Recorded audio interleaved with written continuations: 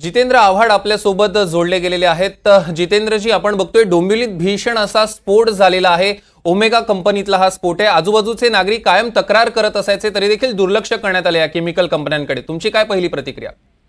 असं आहे की केमिकल कंपनीचं किंवा कुठल्याही कंपनीचं जिथे ज्वालाग्रही सामुग्री आहे त्याचं वार्षिक फायर ऑडिट झालंच पाहिजे। त्याचं फायर फायटिंग बरोबर आहे की नाही हे एका वर्षाला तपासलं गेलंच पाहिजे। त्याच्याकडे लक्ष कोण देणार? हे माहिती सिक्रेट कधी लक्ष देण्याची उपाययोजनाच नाही, कुठलं त्यांचं डिपार्टमेंट नाही आहे। आणि वर्षाला ऑडिट म्हणजे ऑडिटर येणार, पैशाचं पाकिट घेणार आणि जाणार।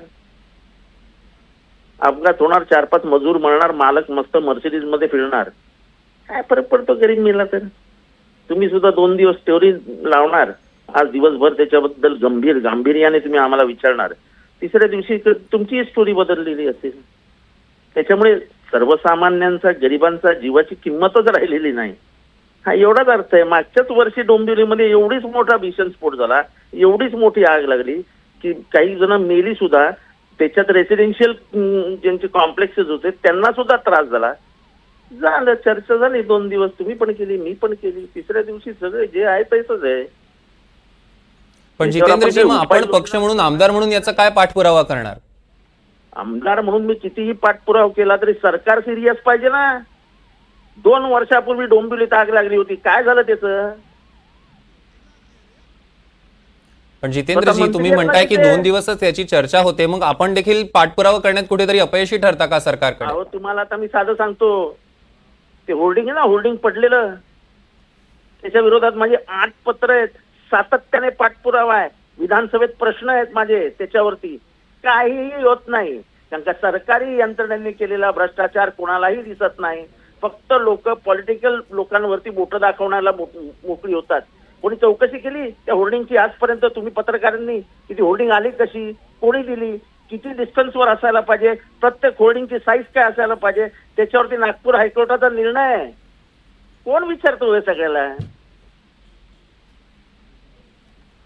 आपली काहीच जबाबदारी नसते, दुसऱ्याचीच जबाबदारी असते।